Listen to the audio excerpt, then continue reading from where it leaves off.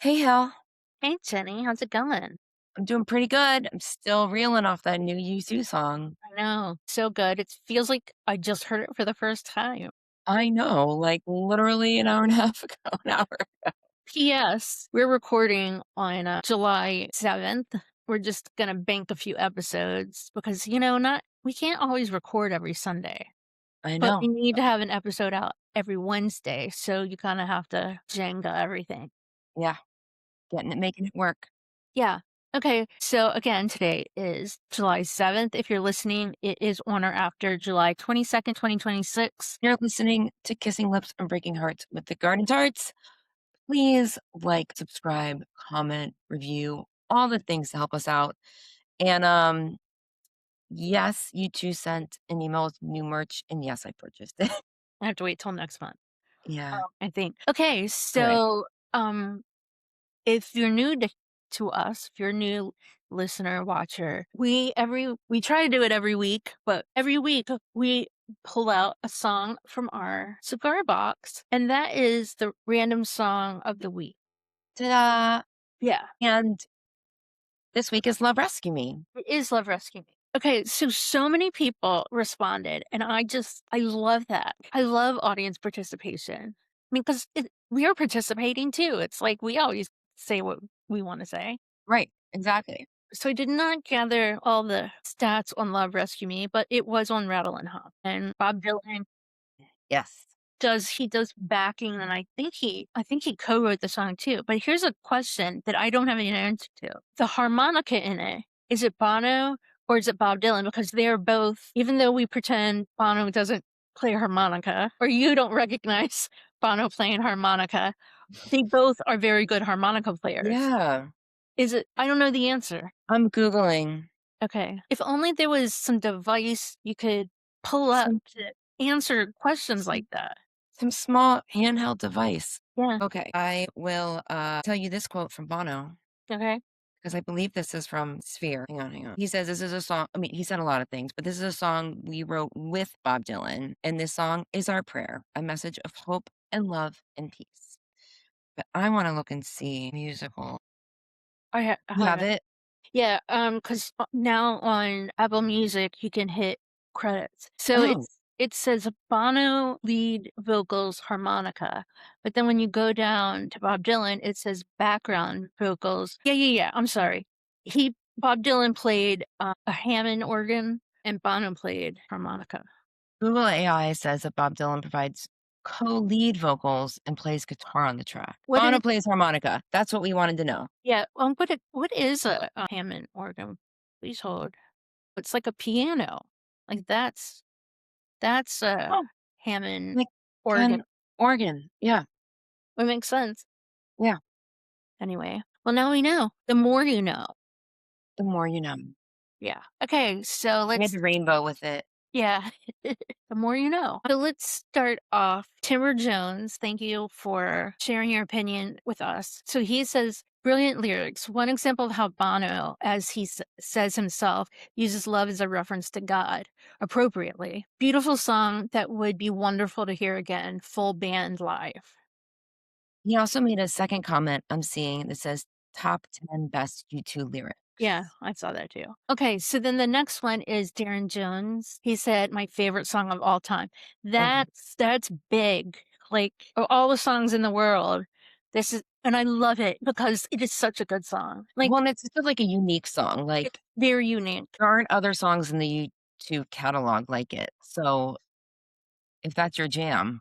Yeah. So I told Jenny this story, but I'm going to say it again. Yesterday, I was driving my mom around. She's 81 and in good health. Everything's good. Anyway, we were in the car and she was like, "Oh my God, I love this song." And I'm like, "Real?" Like, I don't know. She's just never said that before. Like, she's heard it before and registered it and loves it. That's great. Yeah. But so, like, I don't think she ever listens to you too, because a couple years ago, we were sitting and somewhere, I don't remember where it was, but it was something on TV and they were playing one. And I look at my mom and she's like crying. And I'm like, you've never heard this song before? Even like breezy U2 fans or, just people People that living under a rock have I heard know, of I know.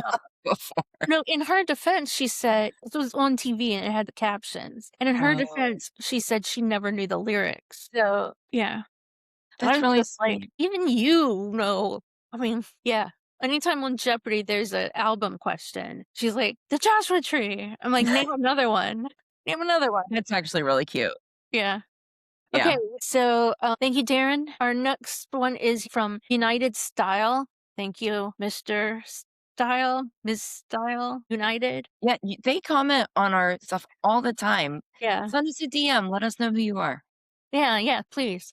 Yeah, And we don't have to tell everybody if you wanna be anonymous, but we right. would like to know who you are. Okay, so United Styles says, "Always found it lacking on the album version. It just never seems like it reaches that emotional level that the lyrics are speaking out about. I have a live version from the Lovetown tour with BB King, and Bono is able to connect with the torment and redemption of the lyrics. That's really good.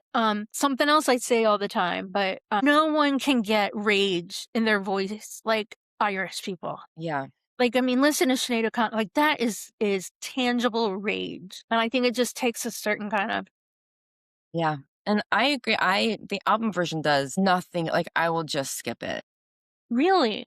It I does would, nothing for me, but also, I feel like it's got a lot of I know, like, there's so much Dylan influence in their music, but I don't enjoy Dylan, that's fair. so I find it boring, but I have more to add on to that after we get through everyone else's comments. Okay. There is redemption, people. There's Redem- redemption. yeah. Okay. Do you want to go now? Sure. Our friend Kathy Lewandowski says, I see Love Rescue Me as you two confessional and an intimate discussion with God. It's a song, but also a hymn that feels very much like a moment in church. I feel as if Bono is saying, we all have human failing, but faith and love are the keys to redemption. And all those sha-la-las are so lovely. Great track on Rattle and Hum. I also, aren't there like 100,000 verses of this song? I I don't know. I think That just didn't make it.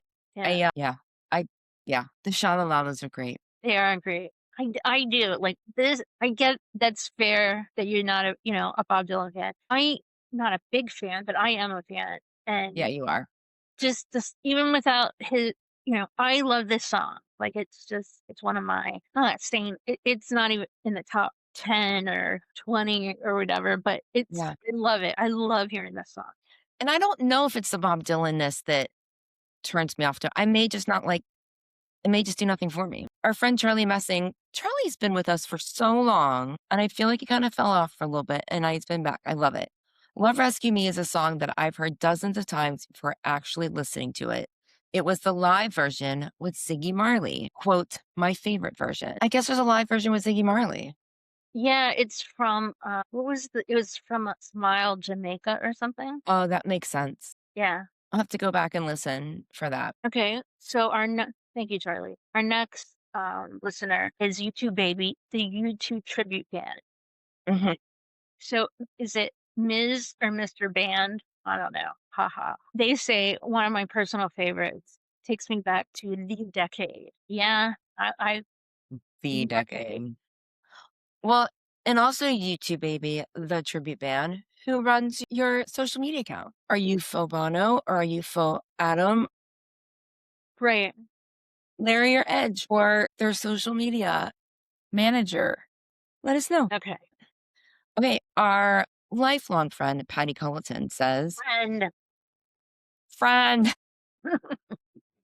I've always loved this song and have requested since I was 16 that if anything happened to me, that it be used in my funeral service. Back in 2017, I had a rescue dog, Macy, who had become ill and couldn't walk, but she stubbornly clung to life. I used to carry her around from room to room. Her favorite thing was if I would lay on her dog bed with her and sing to her.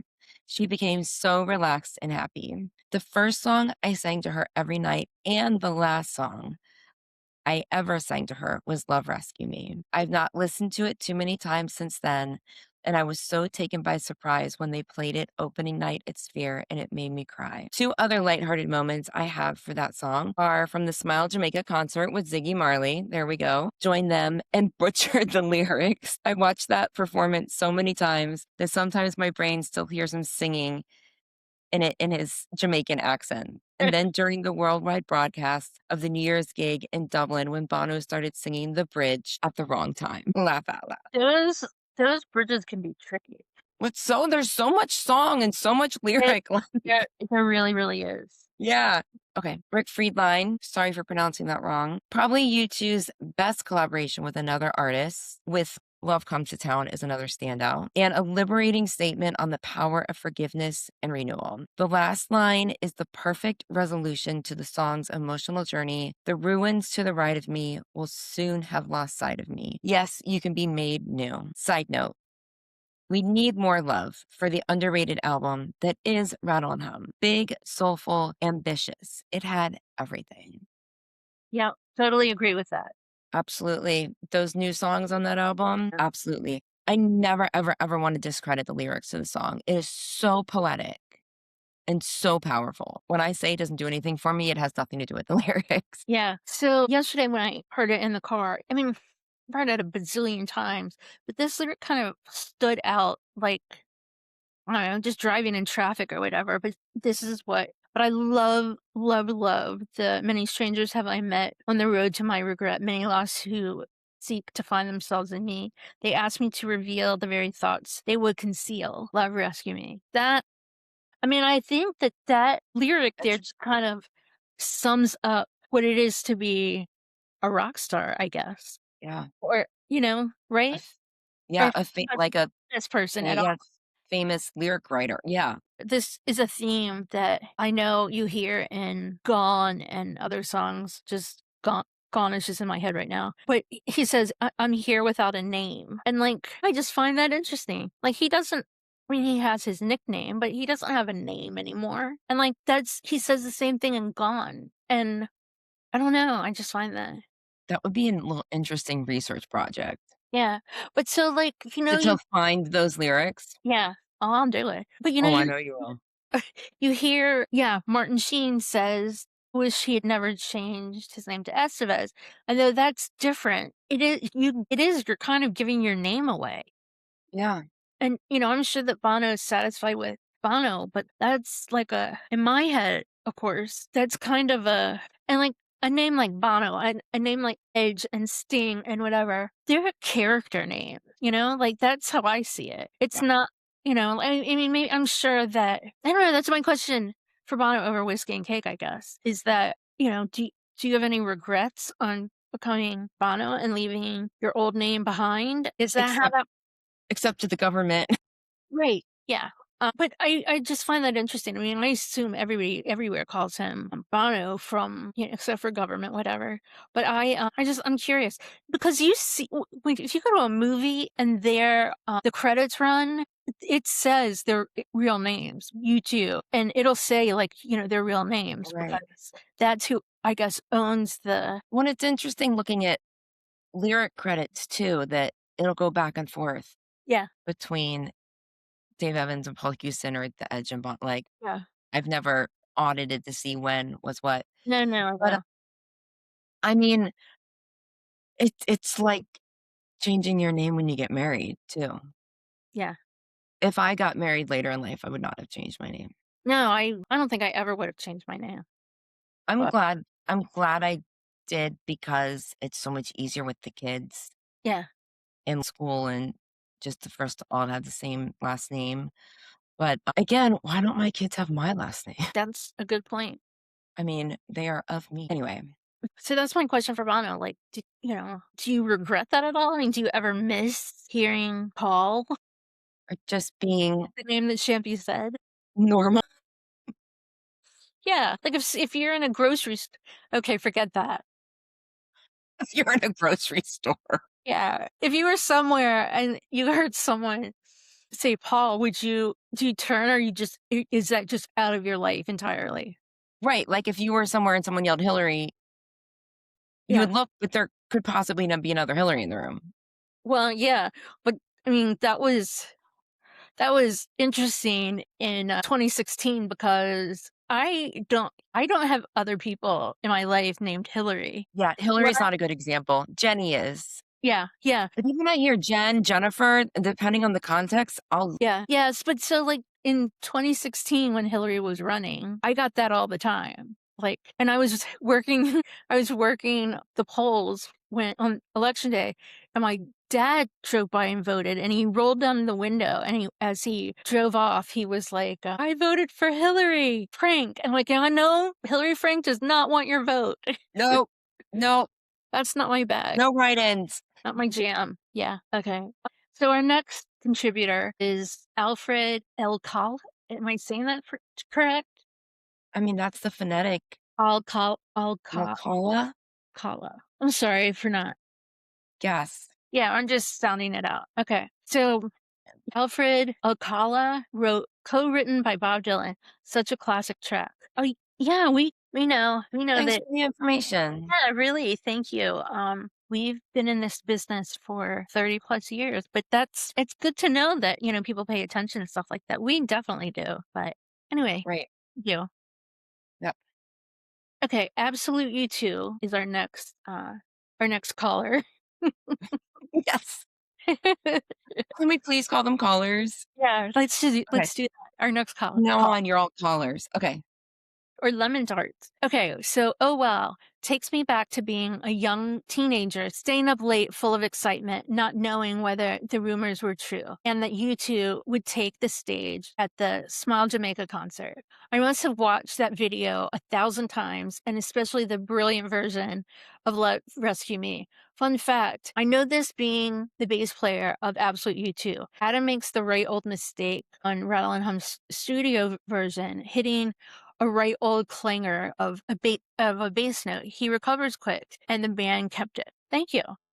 That I didn't know that. I didn't know that either. I So wanna know I guess I'll listen to see if I can find it, yeah, but I wanna know where it is.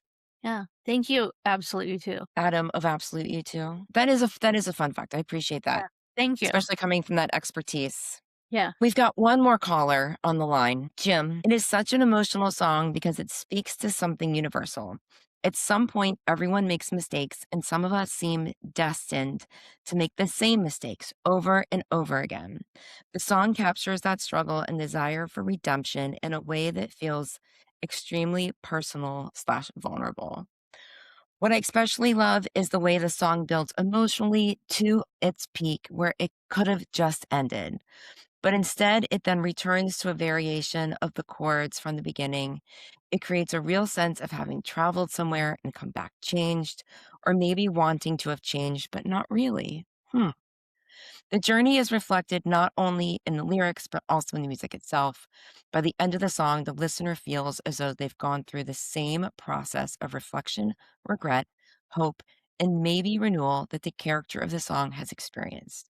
You almost feel emotionally exhausted from it all. And you hit the That's nail on the head. amazing breakdown. Yeah, that is really perfect. Thank High five, Jim. Yeah, That was that was really great. good. I kind of feel like there's a level of I'm not saying this to be obnoxious, but I feel like there's a level of intellect you have to really be a U2 fan because the lyrics just, toss and turn everywhere. And he got that.